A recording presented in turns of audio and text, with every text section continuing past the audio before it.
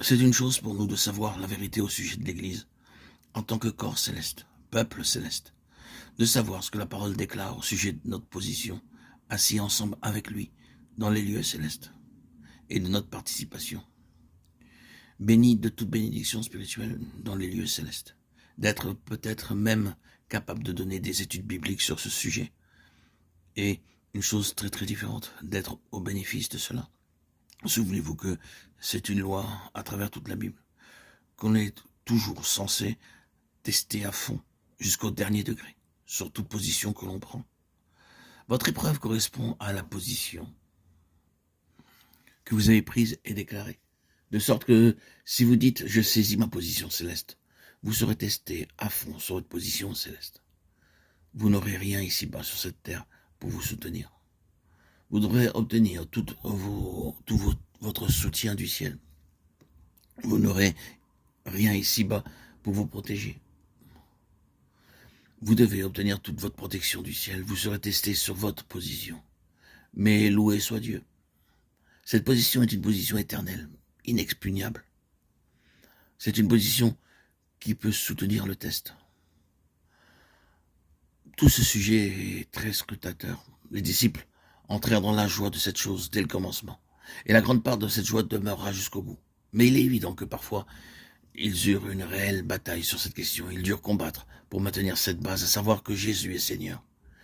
Des conditions ont nécessité une très forte affirmation de cette réalité, une détermination et la déclaration, en dépit de tout, qu'il est Seigneur.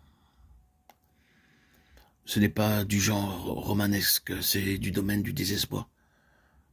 C'est pourquoi l'apôtre dit tenir ferme, résister, tenir ferme après avoir tout surmonté. Ou nous avons à lutter dans les lieux célestes. Tenez ferme là, avec lui. Atteignons la 6e note de l'octave qui est la venue du Saint-Esprit. Abordons ce sujet comme auparavant en posant la question pourquoi le Saint-Esprit. Nous savons bien sûr que la venue du Saint-Esprit a inauguré une dispensation nouvelle sur cette terre. Il nous incombe donc, à nous chrétiens de cette dispensation, de savoir précisément ce que cela a impliqué, ce qui de façon particulière et spéciale prévaut dans la dispensation dans laquelle nous vivons.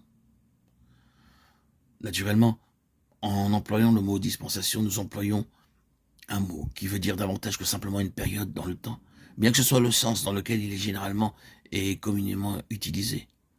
Nous pensons qu'une dispensation est liée à un certain événement et à certaines dates allant d'un point particulier dans le temps à un autre. Mais si c'est ce que veut dire ce mot, il signifie encore plus que cela. Le mot lui-même veut dire littéralement la marche d'un foyer ou la tâche d'un économe, et de là l'intendance. Ainsi on arrive à une autre signification, l'ordre ou la nature des choses qui prévalent dans une certaine période, ce que nous entendons par le mot économie, c'est-à-dire la façon dont les choses sont faites, ce qui est fait et quels sont les principes qui gouvernent les choses qui sont faites en un temps quelconque donné.